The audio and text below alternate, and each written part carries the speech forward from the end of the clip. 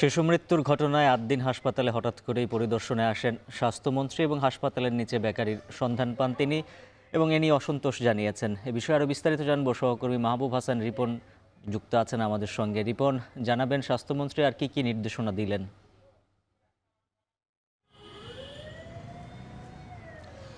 উজ্জ্বল, প্রথমত আপনি যেমনটি বলছিলেন যে আজকে আকস্মিক স্বাস্থ্যমন্ত্রী পরিদর্শনে আসে ৮ দিন হাসপাতালে এবং সেই পরিদর্শন শেষে তিনি গণমাধ্যমের সাথে কথা বলেছেন।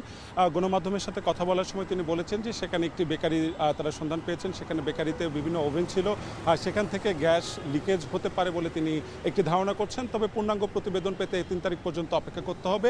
এই পর্যন্ত বিষয়টি ছিল। গণমাধ্যম কর্মী তার পরবর্তীতে যখন মন্ত্রী মহোদয় চলে যান, তার পরবর্তীতে গণমাধ্যম কর্মী ৮ দিন হাসপাতালে যে বেকারি কথাটি স্বাস্থ্যমন্ত্রী বলে গিয়েছিলেন, সেই বেকারির ছবি নেওয়ার জন্য যখন ৮ দিন হাসপাতালে ভেতরে যায়, তখন কিন্তু সেখানকার হাসপাতাল কর্তৃপক্ষ যারা রয়েছে তারা বাধার সৃষ্টি করে। তবে সেই ক্ষেত্রে গণমাধ্যম কর্মীরা হাসপাতাল কর্তৃপক্ষের প্রত্যেকের সাথেই যোগাযোগ করার চেষ্টা করে। যোগাযোগ করে সেই যেহেতু সেটি সিলগালা করে দেওয়া আছে, একটি ছবি যখন নিতে যাবে সেই সময় হাসপাতাল কর্তৃপক্ষ পুনরায় যোগাযোগ স্থাপন না করেই সেখানকার যে সকল পরিচ্ছন্ন কর্মী ছিলেন এবং অন্যান্য যে কর্মচারী ছিলেন তাদেরকে কিন্তু সাংবাদিকদেরকে যাতে ভিতরে প্রবেশ করতে না পারে সেই জন্য তারা একটি মানব দেয়াল তৈরি করেন। পরবর্তীতে পরিস্থিতি যখন সাংবাদিকরা এই বিষয়ে যখন হাসপাতাল কর্তৃপক্ষকে প্রশ্ন করছিল, সেই সময় তারা সাংবাদিকদের উপরে আক্রমণ করে এবং পরবর্তীতে মব তৈরির চেষ্টা করে এবং সেই কারণে বেশ কয়েকজন সাংবাদিক আহত হয়েছে। আমাদের উপরে মব তৈরি করার চেষ্টা করা হয়েছে। আমরা একটি বিল্ডিংয়ে আশ্রয় নেই এবং পরবর্তীতে এই ঘটনাটি পুরো যে মগবাজার এলাকা রয়েছে সেখানে কিন্তু এটি বিস্তৃত হয়ে যায়। কারণ দীর্ঘদিন ধরে এই যে 6 জন শিশু মারা গেল, তারপর থেকে ৮ দিন হাসপাতালের যে বিভিন্ন অব্যবস্থাপনা সেটি নিয়ে কিন্তু আমরা কথা বলছিলাম।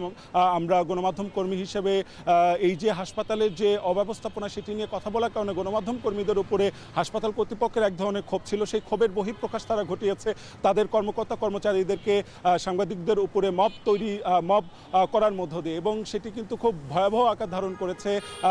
আমরা সেই ছবি নেওয়ার চেষ্টা করেছি। আমাদের যিনি ভিডিও জার্নালিস্ট রয়েছেন তিনি বেশ আহত হয়েছেন। আমাদের দিকে তারা সামনে যা পেয়েছেন সব কিছু ছুঁড়ে মারার চেষ্টা করেছেন, ইট পাটকেল ছুঁড়ে মেরেছেন।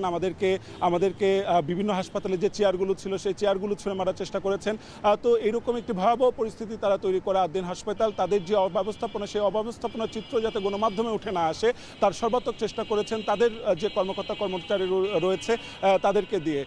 এই পরিস্থিতি আমরা ফলো আপে রাখছি। পরবর্তী যে কোনো আপডেট পেলে আমরা জানাবো। এই ছিল আমার কাছে ৮ দিন হাসপাতালের সামনে থেকে সব শেষ। উজ্জ্বল। মাহবুব হাসান রিপন জানাচ্ছিলেন বিস্তারিত।